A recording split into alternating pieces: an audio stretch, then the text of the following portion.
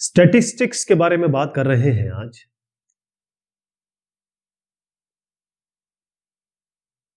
इसमें हम देखेंगे मीन डेविएशन। मीन डेविएशन क्या होता है,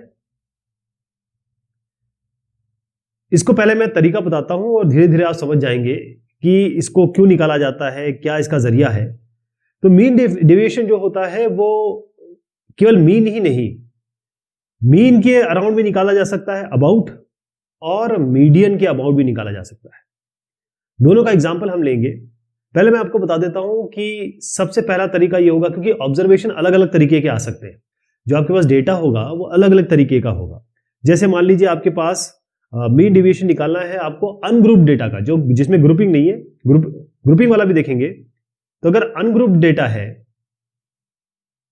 या फिर आप कहें कि इंडिविजुअल ऑब्जर्वेशन है,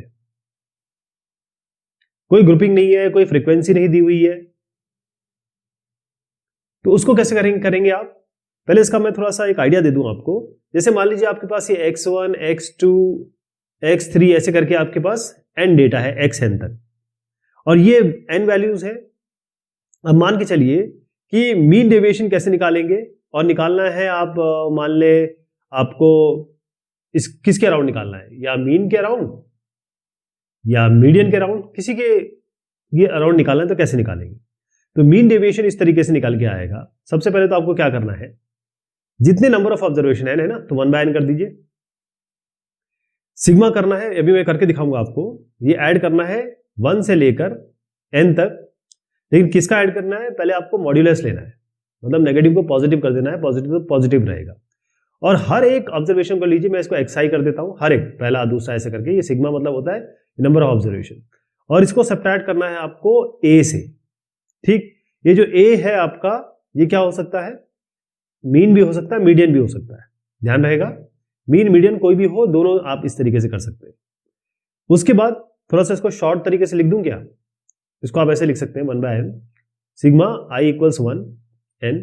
ये xi माइनस जो a है, इसको आप बोल लीजिए, मान लीजिए di, मान लीजिए, डिफरेंस ही तो है, di मान लीजिए। तो अब इसको हम ऐसे लिख सकते हैं di। तो ये तरीका होता है मीन डेविएशन निकालने का। अभी आपके सामने मैं एक एग्जांपल रखता हूं। ये सारा हम देख रहे हैं अनग्रुप्ड डेटा है, डेटा अनग्रुपिंग नहीं है इसमें। तो मान लीजिए आपको मीन डेविएशन निकालना है अबाउट मीडियन। चलिए पहले ही अबाउट मीडियन निकाल के देखते हैं। ठीक है, अबाउट मीडियन निकालना है। मीन आप समझ गए, सबको जोड़ के हमको डिवाइड बाय n कर देना है, वही आपका कैपिटल A आ जाएगा, जो यहां मैं बता रहा हूं आपको, ये आ जाएगा। और मीडियन क्या करते हैं, मीडियन में सबको, सब नंबर्स को जोड़ एक सीरियल से रख देते हैं असेंडिंग ऑर्डर में, और बीच वाला उठा लेते हैं, वही मीडियन हो जाता है। चलिए एग्जांपल से बताता हूं। अगर मान लीजिए आपके पास डेटा है ये 340 और 150, 210, 240, 300, 310 और 320। अब आपको इसका निकालना है मीन डेविएशन। जैसे मैंने अभी आपको तरीका बताया वैसे ही निकालेंगे। तो सबसे पहले आपको क्या करना होगा, अबाउट मीडियन निकालना है, तो इसका मीडियन निकालना होगा। और मीडियन निकालने के लिए सबसे पहले इसको असेंडिंग ऑर्डर में आपको लगाना होता है, यानी सबसे छोटा पहले, फिर सबसे बड़ा बाद में, आखिर में। तो इसको कर लेते हैं। सबसे छोटा 150 दिख रहा है, तो मैं इसको ऑर्डर में लगा देता हूं। तो 150 हो गया, फिर 210, फिर 240, फिर 300, फिर 310, 320 और 340। अब ये मैंने असेंडिंग ऑर्डर में लगा दिया। कितने ऑब्जर्वेशन है, 1 2 3 4 5 6 7। तो दिक्कत कोई नहीं हो रही है, ये आपको क्लियर मिल जा रहा है कि मिड वाला उठा लेना है, और इसी को हम कहेंगे मीडियन। अगर मीन निकालना होता तो क्या करते, इन सबको जोड़ देते। ये आपको असेंडिंग डिसेंडिंग करने की जरूरत नहीं पड़ती है मीडियन मीन में, इन सबको जोड़ देते और डिवाइडेड बाय 7 कर देते, वही आपका मीन हो जाता। तो आपका ये मीडियन निकल गया। अब आप देखिए कि हम इसको करेंगे कैसे। इसका बहुत आसान तरीका है, एक टेबल बना लीजिए। मैंने कहा था xi है ना, फॉर्मूला अगर आपको याद हो, एक्सप्रेशन, तो इसको 340 रखिए। सबको मैं ऐसे रख दे रहा हूं, कैसे भी रखें, अगर असेंडिंग डिसेंडिंग में भी ना रखें, जैसा दिया है वैसे भी रख दें तो भी काम चल जाएगा, क्योंकि अल्टीमेटली हम उसको ऐड करेंगे, उसके डिफरेंस को, 310 और 320। तो सबसे पहले मैंने आपको क्या बताया था, आपको di निकालना है और मॉड निकालना है इसका। di क्या बताया था आपको, xi - 300, ये तो बताया था आपको। तो आप क्या करेंगे, जो एक्स आई है मीडियन निकल के आया 300, तो आपको ये 300 इसीलिए यहां पर लिखा है। हर एक ऑब्जर्वेशन लीजिए और 300 से माइनस करिए। जैसे यहां पर देखें, सबसे पहले क्या आएगा, 300 में 340 में से 300 घटाइए, यानी कि एक्स आई हुआ ये x1 है, तो x1 है ये। 340 में से 300 घटाइए, कितना आता है 40। अगर नेगेटिव आए पॉजिटिव आए, इसको आप मॉड लगा दीजिए। अब देखिए 150 में से आप 300 घटाइए, अब ये x2 हो गया। सारे करने एक एक करके, तो 150 में आप 300 अगर घटाते हैं तो आपका 150 ही आता है, लेकिन नेगेटिव में आता है क्योंकि मॉड लगा हुआ है, क्योंकि मॉडुलस है तो आपको पॉजिटिव ही लिखना है, ध्यान रखिए। ठीक है, कर लेंगे, सबको 300 से माइनस करेंगे ऐसे करके। मैं डायरेक्ट वैल्यू लिख देता हूं, 90, 60, 0, 300 में 300 गया 0, और ये 10 और ये 20। अब आपको क्या करना है, इनका सिग्मा करना है। ये सिग्मा बताया था मैंने आपको, तो इसका सबको ऐड कर दीजिए, ये सारों को ऐड कर दीजिए, तो ये कितना आ रहा है 370। ठीक है, अब ये डी आ गया आपका, कितना आ गया, डी आ गया 370। ये सारे के सारे मॉड करके निकाले हैं, मॉड करके निकाले हैं। अब मीन डिवीजन का क्या फॉर्मूला बताया था मैंने आपको, 1/n और सिग्मा डी, या कहें इसको हमने कहा था एक्स आई माइनस 300, ये कहा था। तो ये कितना आ गया 1/n, n कितने हैं, ये 7 है, और सिग्मा डी कितना है 370, ये कितना आ जाएगा 52.8। क्लियर हो गया कैसे करना है। और अब अगर मैं आपसे कहूं कि मीडियन की जगह मीन करें तो क्या करेंगे, इन सबको जोड़िएगा और डिवाइडेड बाय 7 कर दीजिएगा। इन सबको जोड़ के डिवाइडेड बाय 7 करिएगा, जो वैल्यू आएगी वो यहां रख दीजिएगा। तो मीन और मीडियन दोनों समझ गया कैसे इसके अबाउट निकालेंगे। अब ये बात हुई है ऐसे डेटा की जो अनग्रुप डेटा है, जिसकी कोई ग्रुपिंग नहीं है, बस ये आपको दे रखा है। लेकिन कई बार ऐसा डेटा मिलेगा आपको जिसकी फ्रीक्वेंसी होगी, एक ही डेटा कई बार आता है तो उसकी फ्रीक्वेंसी आ जाती है। अब उसको देखिएगा कि उसको कैसे निकालेंगे, उसका तरीका क्या होता है। पहले आपको तरीका मैं बताता हूं। हम अब निकाल रहे हैं मीन डेविएशन। यहां पर आपके पास है डिस्क्रीट फ्रीक्वेंसी डिस्ट्रीब्यूशन।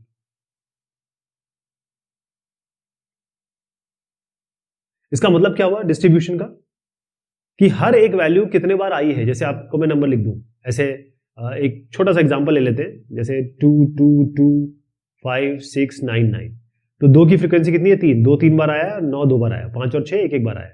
तो आपको जो दिया रहेगा वो ऐसा दिया रहेगा, ऐसा दिया रहेगा क्वेश्चन में 2, और यहाँ इसकी फ्रीक्वेंसी 3 दी रहेगी, 5 की फ्रीक्वेंसी 1 दी रहेगी, 6 की फ्रीक्वेंसी 1 दी रहेगी, 9 की फ्रीक्वेंसी 2 दी रहेगी। इस तरीके से जो अगर आपका डेटा आता है तो उसको कैसे डील करेंगे, उसके लिए चाहे मीन हो या मीडियन हो, ये तो आप समझ गए, मीन मीडियन दोनों के अराउंड निकाल सकते हैं। तो उसका तरीका है मीन डेविएशन निकालने का 1/N। अच्छा, कैपिटल एन में अभी आपको बताऊंगा क्या है। कैपिटल एन है सारी फ्रीक्वेंसीज को जोड़ दीजिए आप, आई क्या होगा 1 से लेकर n तक, सारी फ्रीक्वेंसीज को जोड़ दीजिए, ये कैपिटल एन आएगा, और बाकी वही काम चलेगा। लेकिन आपको जो एक्स आई माइनस ए मैंने बताया था, इसमें आपको मॉड करना है और साथ में फ्रीक्वेंसी से मल्टीप्लाई करना है हर बार एफ आई से। ओके, थोड़ा कंफ्यूजिंग हो रहा है क्या? चलिए इसका एग्जांपल देखते हैं तो आप ज्यादा अच्छे से समझ पाएंगे। पहले आपको ध्यान रखिए मीन और मीडियन तो निकालने पड़ेंगे। तो मैं आपको एक एग्जांपल देके चलता हूं। अब हम मीन डेविएशन निकालना चाह रहे हैं, और मीन डेविएशन जो है वो अबाउट मीन निकालना रहे हैं।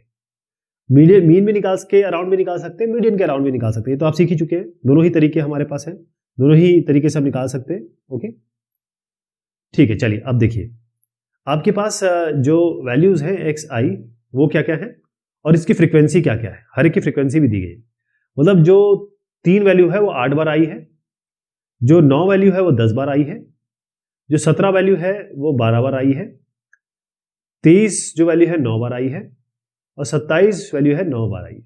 इसी को हम कह रहे हैं डिस्क्रीट फ्रीक्वेंसी डिस्ट्रीब्यूशन। पिछला वाला जो डेटा था वो रैंडम डेटा था, मतलब वो कोई भी नंबर थे, कितने बार क्या आ रहे हैं उसका कोई तात्पर्य नहीं है। ओके, अब आप देखिए कैसे करेंगे इसको। सबसे पहले आप यहाँ एक्स आई करिए, नंबर लिख दीजिए क्या क्या है, 3 9 और 17 23 और 27। अब फ्रीक्वेंसी लिख दीजिए इसकी, कितनी फ्रीक्वेंसी आ रही है 8 10 12 9 और 5, ये 5 है, ये हो गया। अब आपको क्या करना है, इन दोनों को मल्टीप्लाई करना है, एफ आई एक्स आई करना है, राइट। ये एफ आई एक्स आई करेंगे क्योंकि पहले तो हमको मीन निकालना होगा ना, FI XI इसलिए कर रहे हैं क्योंकि हमको मीन निकालना है, क्योंकि ये मीन के अबाउट निकालना है तो पहले मीन निकालेंगे, बाद में मीन डेविएशन निकालेंगे ना, पहले मीन निकालना पड़ेगा।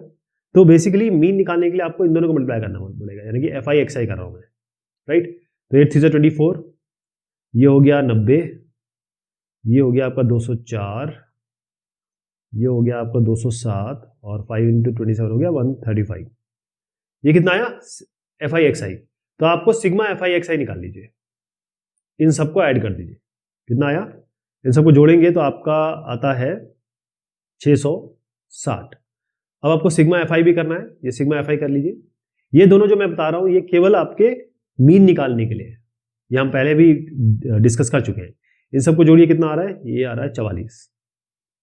तो सबसे पहले मीन निकालेंगे, चलिए मीन निकालते हैं। पहले मीन सिंबल होता है जो जिसको हम x बार से रिप्रेजेंट करते हैं, वो होता है sigma FI XI by sigma FI, बस।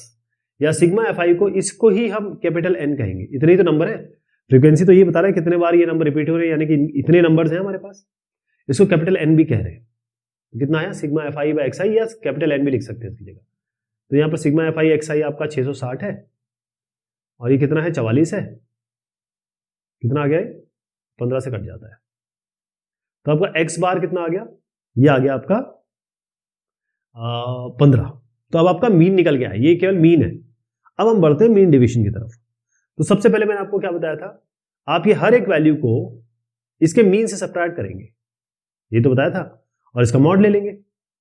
जैसे पहले हम जो नॉर्मल डेटा था उसमें जब देखा था, तो यहां पर बस थोड़ा सा फेरबदल ये करना है कि आगे इससे f से और मल्टीप्लाई कर देंगे। देखिए कैसे, XI FI।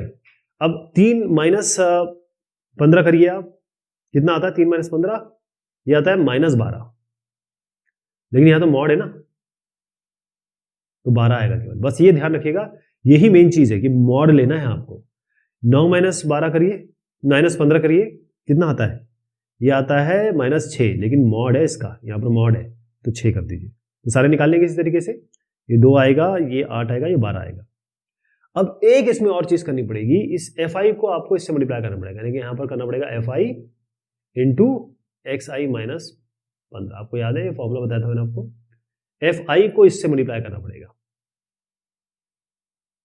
तो मल्टीप्लाई कर लेते हैं इसको, 8 को इससे 12 से, 8 और 12 96, फिर 10 × 6 60, और इसे 12, ये 204, ये आपका ये 12 × 2 24, 9 × 8 9 72, और 5 12 60। इसको सिग्मा करना है आपको, इसको ऐड करना है, ये सबको जोड़ दीजिए, कितना आ रहा है आपका 312। तो ये क्या है, ये आपका क्या सिग्मा, किस चीज का सिग्मा है, सिग्मा FI XI - 15, ये हो गया 312 आ गया। अब मीन डेविएशन का फॉर्मूला क्या है, फिर से जाइए, तो आपको कुछ नहीं करना है, ये जो आया है सिग्मा ना, इसको आपको n से डिवाइड कर देना है। चलिए इसको कर लेते हैं, 312 है ये, इसको आपको ये सिग्मा FI यानी कि n से डिवाइड करना है, या फिर इसको कहें n। तो 312 ये हो गया, इसको डिवाइड किससे करना है, n से, 44 से, कितना आ गया 7.09। ये आपका मीन डेविएशन आ गया। तो ये तरीका किसका था, ये तब था जब आपका डिस्क्रीट फ्रीक्वेंसी डिस्ट्रीब्यूशन है, यानी कि वैल्यू दी हुई हो और कितने बार वो वैल्यू आई है वो भी आपको दिया हुआ। पहले मैंने आपको जो बताया वो नॉर्मल नंबर्स का था। अब इसमें एक और चीज आती है, इसमें एक ऑप्शन और आता है कि आपके पास जो डेटा दिया हो वो दिया हो, मीन डेविएशन अगर आपको निकालना हो, चाहे मीडियन या मोड के अराउंड, जब आपके पास ग्रुप्ड डेटा, ग्रुप डेटा क्या हुआ, या फिर आपके पास कॉन्टिन्यूअस, वहां डिस्क्रीट था, या कॉन्टिन्यूअस फ्रीक्वेंसी डिस्ट्रीब्यूशन है, ठीक है।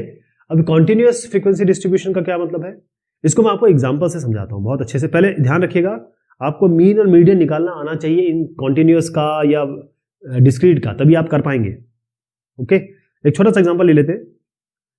देखिए आपके पास एक क्लास दी हुई, यहां पर क्लास होता है और क्लास की फ्रीक्वेंसी दी होती है, तो इसलिए कॉन्टिन्यूअस फ्रीक्वेंसी डिस्ट्रीब्यूशन कहते हैं इसको।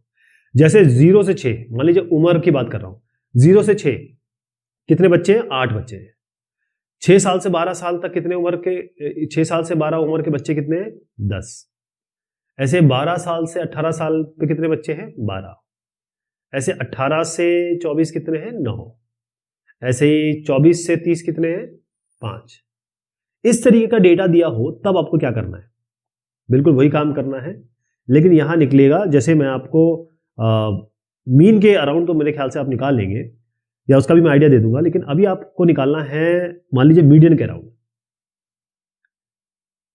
थोड़ा मीडियन का फॉर्मूला इसमें आएगा, कैसे होगा पहले आप समझ लीजिए। क्लास यहां पर लिखेंगे, क्लास क्या है 0 से 6, 6 से 12 और 12 से 18, ये मैंने क्लास लिख दिया। 18 से 24 और 24 से 30, राइट।